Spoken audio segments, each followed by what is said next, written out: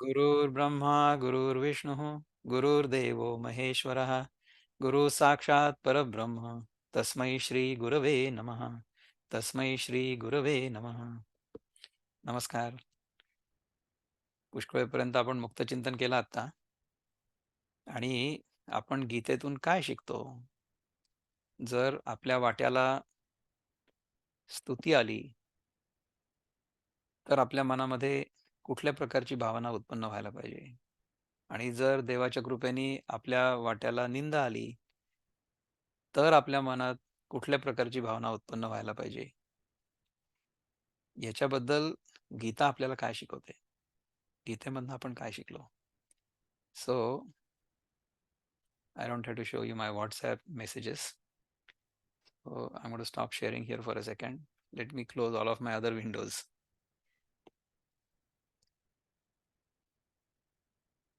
So now we have only Gita on the screen. So I'm going to share the screen.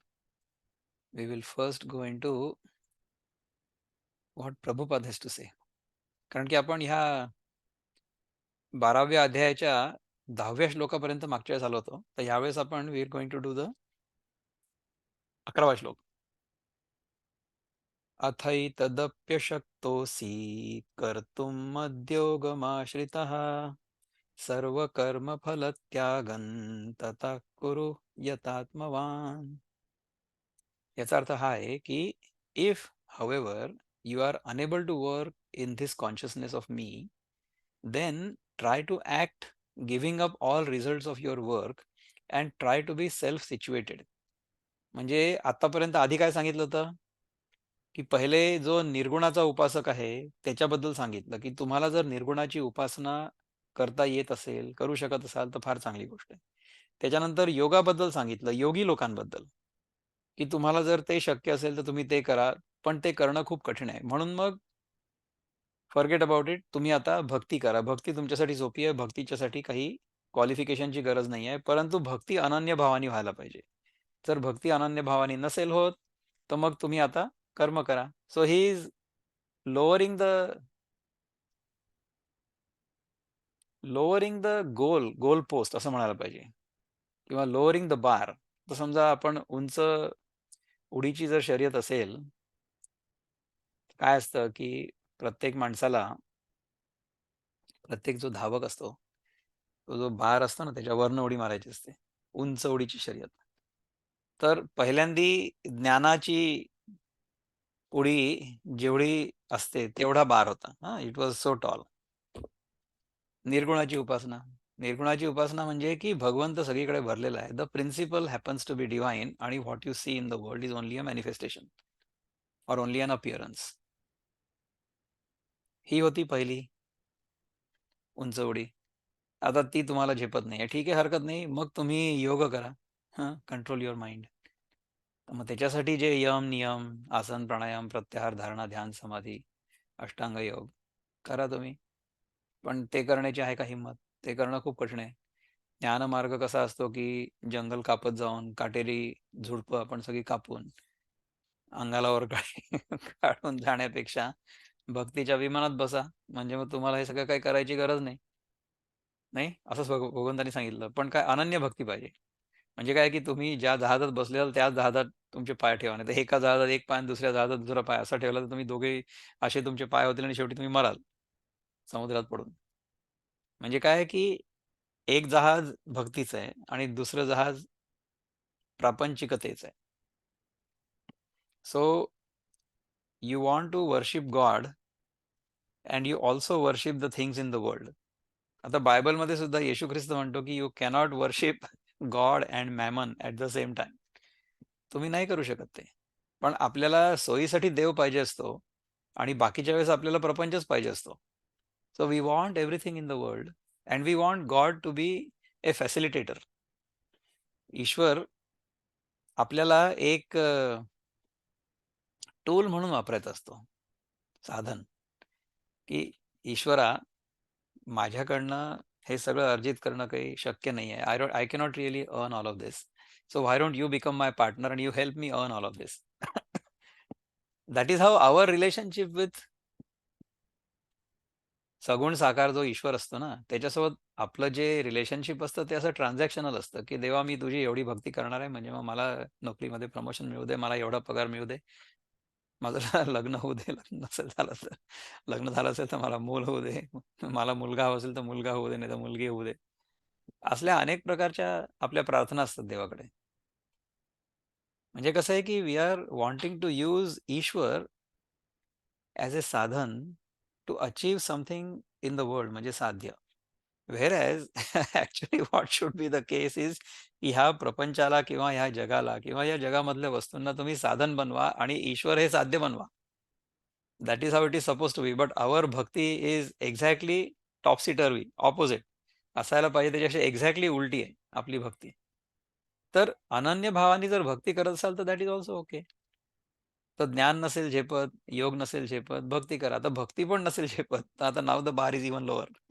तेवढी उंच उडी नाही मारता येत ना तुम्हाला, मग तुम्ही छोटीशीच उडी मारा. आपल्या इथे नाही का लहानपणी आपण उडी मारायचा खेळ कसा होता आपला माहिती आहे का? की पहिले एक मुलगा दोन्ही पाय पसरून असा दंडासनात बसायचा. म्हणजे पाय पसरलेले आणि हात वर, ठीक आहे? आणि मग त्या दोन्ही पायांवरनं दुसऱ्या मुलांनी उडी मारायची. ओके. त्याच्यानंतर दुसरी उडी त्याच्यापेक्षा उंच, म्हणजे दोन्ही पाय एकमेकांवर ठेवायचे असे आणि मग त्याच्यावरनं उडी मारायची. ठीक आहे. आता त्या 2 पायांनंतर मग एक हात वर ठेवायचा. म्हणजे 2 पाय आणि 1 हात ह्याच्यावरनं उडी मारायला लावायची. त्याच्यानंतर मग 2 पाय आणि 2 हात अशी एवढे ठेवायचे एकावर एक आणि मग त्याच्यावरनं एकाने उडी मारायची दुसऱ्यानी. असा खेळ आम्ही लहानपणी खेळलेलो आहे. So you are raising the bar. आता ह्या कंडिशनमध्ये किंवा ह्या उदाहरणामध्ये, ह्या अध्यायामध्ये भगवंत हा जो बार आहे हा उलटा करतायत. He is reversing the bar. Reversing the whole game, की तुम्हाला हे नाही झेपत मग ते नाही झेपत मग हे. आता शेवटी ठीक आहे तुम्हाला काहीतरी करायची इच्छा आहे ना, तुम्ही करा. पण मग ते तुम्ही निस्वार्थ बुद्धीने करा. So you can do that as well. So ज्ञान नसेल झेपत तर योग, योग नसेल झेपत तर भक्ती, भक्ती नसेल झेपत तर कर्म. सो हे आता उतरत्या क्रमामध्ये सांगितलं. तर ज्यांना कर्मयोगामध्ये रस आहे किंवा जे म्हणतात की गीता कर्मयोग प्रधान आहे, ते लोक हे मान्यच करणार नाही की कर्म म्हणजे सगळ्यात पहिली पायरी आहे. किंवा ज्यांना असं वाटतं की ज्ञान कोरडं असतं आणि त्याच्यामध्ये भक्तीचा रस असायला पाहिजे आणि भक्ती इज दी अल्टिमेट. मग त्यांना असं वाटेल की नाही तुम्ही ज्ञानाला भक्तीच्या वर का बरं ठेवलं? तुम्हाला मी याच्या आधी गोष्ट सांगितली होती ना एक. कोणाची गोष्ट सांगितली होती आठवतंय? उडिया बाबा. उडिया बाबा अद्वैती होते आणि त्यांचा आश्रम होता वृंदावनमध्ये. तर वृंदावनमध्ये मथुरा वृंदावनमधले सगळे लोक जे असतात ते भक्तीने परिपूर्ण असतात. तर त्यांच्याकडे एकदा एक माणूस गेला विचारायला महाराजांना, की "महाराज, भक्ति और ज्ञान में क्या श्रेष्ठ है? भक्ति श्रेष्ठ है या ज्ञान श्रेष्ठ है?" तर महाराजांनी विदाऊट ब्लिंकिंग एन आयलिड त्याला सांगितलं, की "भक्ति और ज्ञान में भक्ति श्रेष्ठ है." तर जो भक्तियोगी मनुष्य होता, तो खूप खुश झाला. तो म्हणाला, "अरे महाराज ने अद्वैती महाराज ने बता दिया मेरे को बोले की भक्ती श्रेष्ठ है." खूप आनंदात घरी आला. परंतु महाराजांचे जे शिष्य होते, जे 24 तास त्यांच्याकडनं अद्वैत ऐकायचे, त्यांचं डोकं फिरलं. त्यांनी म्हटलं, की "महाराज, आप तो हमको सिखाते हो कि ज्ञान श्रेष्ठ है. इसको कैसे बता दिया कि भक्ति श्रेष्ठ है?" हां?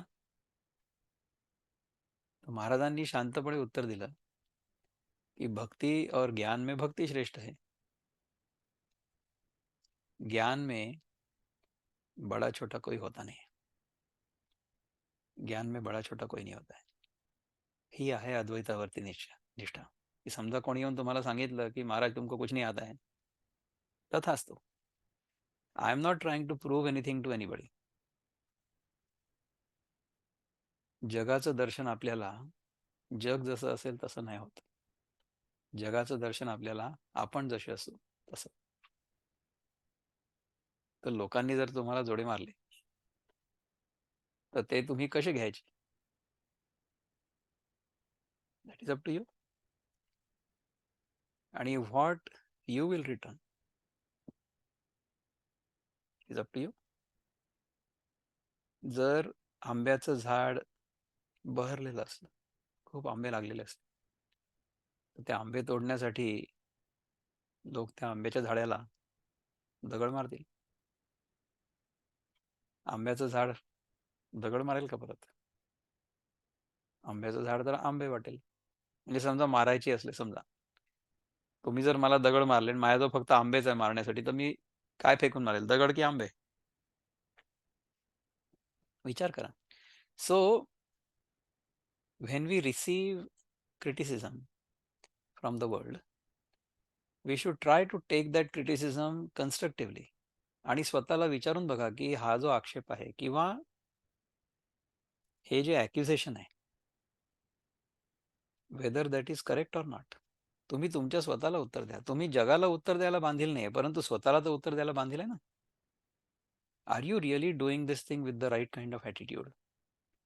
You have to tell us, or you have to tell yourself, not you have to tell other people. कारण की इतर लोकांना सांगितलं तुम्ही म्हणाल की नाही नाही, तुम्ही तर आम्हाला गोष्टी सांगता, तुम्ही खोटं बोलताय. मी खरं बोलतोय की खोटं बोलतोय हे कोणाला माहिती असायला पाहिजे आणि कोणी ठरवायचं. तर तुम्हाला काय बोललं जात आहे त्याच्यामुळे तुमचं मन शांत राहत आहे की उद्विग्न होत आहे, हा प्रश्न आहे. 11व्या अध्यायासाठी विनोबा काय म्हणतात? न घडे असे कर्म योग माझ्यात साधुनी. न घडे हे असे कर्म, हे मी विसरलो. पहा, मला लक्षात आलं की ते मीटर मध्ये बसण्यासाठी तुम्हाला सगळे शब्द व्यवस्थित वापरायला लागतात. न घडे हे असे कर्म योग माझ्यात साधुनी. तरी सर्वची कर्माचे प्रयत्ने फळ सोडतो. त्यांनी मागे काय सांगितलं होतं की अभ्यासही नव्हे साध्य, तरी मत्कर्म आचरी. मिळेल तुझ तो सिद्धी, मत्कर्म ही करुनिया. म्हणजे तू माझ्यासाठी जर कर्म केलं तर तुला सिद्धी मिळू शकते. आणि असे न घडे हे असे कर्म, हे जर कर्म असं घडलं नाही, योग माझ्यात साधुनी, म्हणजे माझ्यात अनन्य भाव ठेवून समजा हे कर्म नाही घडलं, तरी सर्वची कर्माचे प्रयत्न फळ सोडतो. म्हणजे त्याच्यापासून तुला काही स्वार्थ साधायचा नाहीये, हे तू लक्षात ठेव, है ना. तर त्याच्यासाठी आपले बंधू किशोरजी काय म्हणतात बघूया. मुक्त छंदामध्ये म्हणतात की जर हेही नसे शक्य तुझसी, तू करावे नियंत्रित मनासी. द्वैत त्यागुनी शरण ये मजसी, सोडावे सर्व समस्त कर्मफलासी. तुला अभ्यासाचं सामर्थ्य नसेल तर जे काही कर्म करशील ते तू माझ्यासाठी कर, तेव्हाच तुझी ध्येयसिद्धी होईल. आणि जर हेही शक्य नसेल तर नियंत्रित कर आपल्या मनाला आणि द्वैत त्यागून शरण ये मला, आणि सगळे कर्म जे आहेत त्या कर्मांचं फळ तू सोडून दे. नसे अर्जुना शक्य ते एवढेही, तरी ठेव ताबा मनाच्या वरीही. समस्ता हि द्वैतासी सोडून देसी, फला त्यागुनी सर्व कर्मा करीसी. याच्यासाठी ज्ञानदेव महाराज काय म्हणतात ते पाहूया आपण. Let's see. आपण ह्याच्या आधीचं पूर्ण केलं होतं का? डिड वी रिअली फिनिश ह्याच्या आधीचा श्लोक? I think we had not really finish that earlier shloka, right? 10वा श्लोक आपण केलाच नव्हता बहुतेक. 9वाच केला होता आणि 10वा श्लोक आपण बहुतेक घेतला होता, पण त्याच्यावर चिंतन काहीच नव्हतं केलं आपण. असं म्हटलं होतं की आपण पुढच्या वेळेस ते करूया. Is is how I remember it. So let us see की 10वा श्लोक, कारण की 10व्या नंतरच तो 11वा येणार आहे ना. 10व्या श्लोकामध्ये अभ्यासेप्यसमर्थोऽसि मत्कर्म परमो भव, मदर्थमपि कर्माणि कुर्वन् सिद्धिम् अवाप्स्यसि. हा श्लोक होता, right? So let's go back to that. We should not go ahead of our selves. 10व्या श्लोकामध्ये भगवंतांनी काय सांगितलं होतं की if you cannot practice the regulations of bhakti yoga, then just try to work for me, because by working for me you will come to the perfect stage. ठीक आहे ना. आणि मग 11व्यामध्ये म्हणतात की if however you are unable to work in this consciousness of me, then try to act giving up the results of your work and try to be self situated. तर तुम्ही हे नसेल जमत तर ते नसेल जमत तर हे, अशा प्रकारे bars he has brought down ना फॉर यू. अभ्यासही नवे साध्य, तरी मत्कर्म आचरी. मिळेल तुझ ती सिद्धी, मत्कर्म ही करुनिया. न घडे आहे असे कर्म, योग माझ्यात साधुनी. तरी सर्वची कर्माचे, प्रयत्ने फळ सोड तू. तर let me see what Kishorji has to say about this. अभ्यासाचे सामर्थ्य नसे तुझ, तर मग करावे कर्म हेतू मज. मजसाठी समस्त करशील, तेव्हाच ध्येय सिद्धी होईल. आणि जर हेही नसे शक्य तुझसी, तू करावे नियंत्रित मनासी. द्वैत त्यागुनी शरण ये मजसी, सोडावे समस्त समस्त कर्मफलासी. वृत्तबद्धामध्ये काय म्हणतात ते 10वा मी वाचतोच पुन्हा एकदा. असे ही कराया तुला ना जमावे, करावे ही कर्मासी माझ्याची नावे. करीशील कर्मासी ऐसेची जेव्हा, तुला प्राप्त होईल सिद्धीची तेव्हा. नसे अर्जुना शक्य ते एवढेही, तरी ठेव ताबा मनाच्या वरीही. समस्ता ही द्वैतासी सोडून देसी, फला त्यागुनी सर्व कर्मा करीसी. आता आपण ज्ञानदेव काय म्हणतात या सगळ्या श्लोकांबद्दल ते आपण बघूया. 10वी पासून 10 आणि 11 दोन्ही करू आज. Let's try that if you can do it in the next few minutes. अभ्यास योगाला देखील असमर्थ असला, सर्वस्वी माझ्याकरता कर्मे करणार हो. माझ्याकरता कर्मे केलीस तरी देखील तू सिद्धी मिळवशील. का अभ्यासाही लागी, कसू नाही तुझ्या अंगी. तरी आहासी जया भागी, तैसाची आस. ज्ञानदेव म्हणतात की अथवा अभ्यास करण्याविषयी सुद्धा तुझ्या अंगी जर सामर्थ्य नसेल, तर हल्ली तू ज्या स्थितीत आहेस त्या स्थितीत राहा. डोंट वरी. इंद्रिय न कोंडी, भोगाते न तोडी. अभिमानू न संडी, स्वजातीचा. इंद्रियाचा निग्रह करू नकोस, विषय भोगांना कमी करू नकोस, नो प्रॉब्लेम. आपल्या जातीचा अभिमान सोडू नकोस. आपण मागच्या वेळेस हे थोडंसं केलं होतं बहुतेक. So will go through it a bit more quickly and then take up the next shloka, right. कुळधर्म उचाळी, विधी निषेध पाळी. मग सुखे तुझ सरळी, दिधली आहे. आपल्या कुळातील आचारांचं रक्षण कर, आणि शास्त्रांनी जी कर्मे करावी असा विधी सांगितलेला आहे ती कर्मे कर, आणि जी कर्मे करू नकोस असा निषेध केला आहे ती कर्मे करू नकोस. एवढं तू केलंस म्हणजे सुखाने तुला वाटेल तसं वागायला मोकळीक दिलेली आहे. So let us think about this a bit, की मागच्या वेळेस आपण थोडंसं बघितलं होतं की आपल्याला आपल्या वर्णाश्रम धर्मानुसार जे काही सहजपणे शक्य आहे करणं ते करावं. तर जसं लहान असताना आपल्याला अभ्यासामध्ये सहजच गती असते. So we are curious as little children. We are curious about the world around us. We are curious about many different things. तर तेव्हा त्याच्यावर फोकस करून, त्याच्यावर लक्ष केंद्रित करून जितकं ज्ञान अर्जित करता येईल तितकं करावं. त्याच्यानंतर गृहस्थाश्रमात आल्यानंतर then you do your duty properly. Then you go into vanaprasthashram. You contemplate, get ready for the next one, संन्यासाश्रमासाठी. तिथे गेल्यानंतर पूर्णपणे आपण समजा निवृत्त झालो, हरकत काहीच नाही आहे. निवृत्त म्हणजे कसं आहे की आउटवर्डली ऍक्टिव्हिटीपासून कदाचित निवृत्त हो.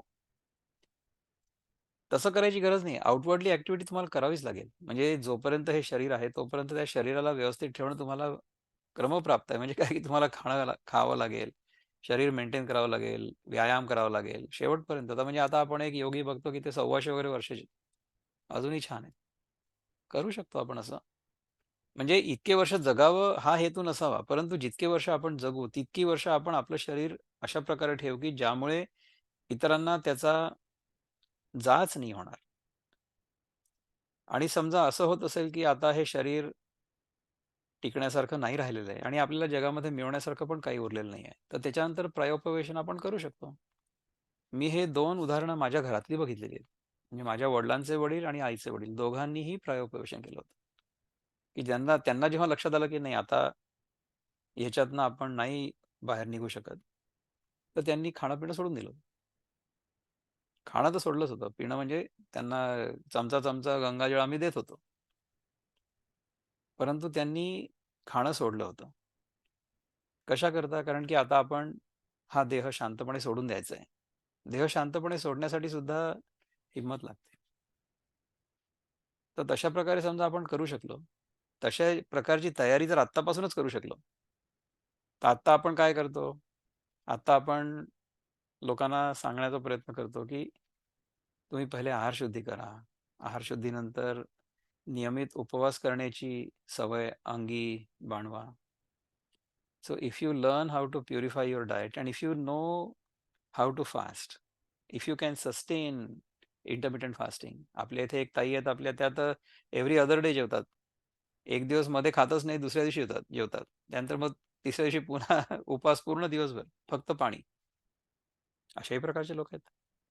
आपल्या इथले काही लोक असे आहेत, की जे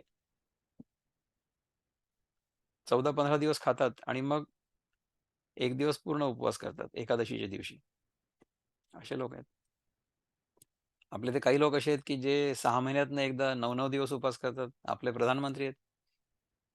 नवरात्री आल्यात, की गुढीपाडव्यापासून ते रामनवमीपर्यंत पूर्ण उपवास आणि प्रतिपदेपासून ते विजयादशमीपर्यंत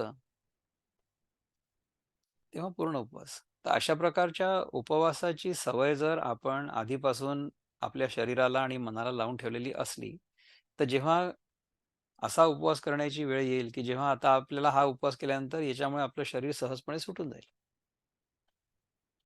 तर तो उपवास करण्याची आपल्यामध्ये मानसिक शक्ती असायला पाहिजे. आत्तापासूनच करायला पाहिजे. म्हणजे काय होईल, की त्याची सवय असल्यामुळे मग तेव्हा ते जड नाही जाणार. आपल्यालाही जड नाही जाणार आणि इतरांना तर आपल्या आजूबाजूला जे लोक आहेत त्यांना तर बिलकुलच जड नाही जाणार, नाही का? तर आपण किती दिवस कुठे राहावं आणि कधी निवृत्त व्हावं, हे आपल्याला आतून माहिती पाहिजे. त्यामुळे आपण कधी कोणाच्या गळ्यात पडू नये. आपल्याला हे माहिती पाहिजे, की कोणाच्या जीवनामध्ये आपण किती दखल द्यायला हवी आणि नंतर त्यातनं बाहेर व्हावं, निवृत्त व्हावं. कारण की आपण इथे एकटेच आलेलो असतो, एकटेच राहतो आणि एकटेच जातो. आपल्याला आपल्या आजूबाजूचे जे लोक असतात, ते ऋणानुबंधामुळे मिळालेले असतात. त्यांच्याकडून आपल्याला मदत पण होते आणि काही प्रसंगांमध्ये त्रास पण होतो. परंतु तो आपण कसा घेऊ, हे आपल्यावर अवलंबून आहे. तर तशा प्रकारे जर आपण राहू शकलो, तर खूप चांगली गोष्ट आहे. तर तो जो सहज धर्म आहे आपला, तो आपण अवश्य पाळायला पाहिजे.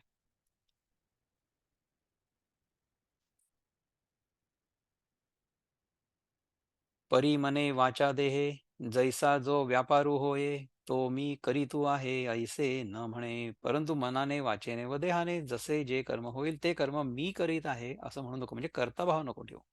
So whatever we do, we should not have kartabhav in whatever is being done. म्हणजे आत्ता ह्या क्षणी गीतेबद्दल जे चिंतन होत आहे, ते सगळं चिंतन भगवंताच्या कृपेने, भगवंताच्या प्रेरणेने, भगवंताच्या शक्तीने होत आहे. अशी जर आपली भावना असली, तर मग त्याच्यामध्ये कर्ताभाव उत्पन्न नाही होणार, नाही का? करणे का न करणे, हे आघवे तोची जाणे, विश्व चळतसे जेणे परमात्मेनी. कारण ज्या परमेश्वराच्या सत्तेने हे विश्व चाललेलं आहे, तोच कोणती गोष्ट करणं अथवा न करणं हे सर्व जाणतोय. Paramatma knows what is being done and what is not being done. उणया पुरेयाचे काही, उरो नेदी आपुलिया ठाई, स्वजाती करून घेई जीवित्व हे. कर्मात काही कमी अथवा पूर्ण झालं तर त्या संबंधाने तू आपल्या चित्ताच्या ठिकाणी काही खंती किंवा संतोष उरू देऊ नकोस. म्हणजे तू हे जीवित आपल्या जातीचं करून टाक. म्हणजे आपला आयुष्यक्रम आपल्या जातीला योग्य अशी कर्मे करण्यातच घालव. आपण मागच्या वेळेस खंती हा शब्द घेतला होता ना, की कर्मात काही कमी किंवा पूर्ण झालं, तर त्या संबंधाने तू आपल्या चित्ताच्या ठिकाणी काही खंती किंवा संतोष, म्हणजे समजा काही कमी राहिलं तर खंती, खंती म्हणजे दुःख आणि पूर्ण झालं म्हणजे संतोष. तू हे तू करतोय असं समजूच नकोस. म्हणजे मग तुला लाभ-हानी ह्या दोन्हींमध्ये सुद्धा कुठल्याही प्रकारे मन अडकणार नाही, असं होईल. म्हणजे तू हे जीवित म्हणजे धिस होल ॲटिट्यूड आपल्या जातीचं करून टाक. So you make it second nature to you. आपण जर जो आपला स्वधर्म असेल, तो सहजपणे पाळला, तर त्याच्यामध्ये आपण काही विशेष करतोय असं आपल्याला वाटणार नाही. कारण की तो सहज होतोय आपल्याकडनं. म्हणजे आपला आयुष्यक्रम आपल्या जातीला योग्य अशी कर्मे करण्यात घालव. आपण मनुष्य जातीचे आहोत ना, तर मनुष्याच्या जातीला कुठलं कर्म योग्य आहे? कुठल्या प्रकारचं कर्म योग्य आहे? मनुष्याच्या जातीला आपण स्वतः कोण आहोत हे ओळखणं आवश्यक आहे. This we want to learn. This we want to recognise. This we want to realise. माळिये जेवते नेले, तेवते निवांतची गेले, तया पाणिया ऐसे केले, होवा वेगा.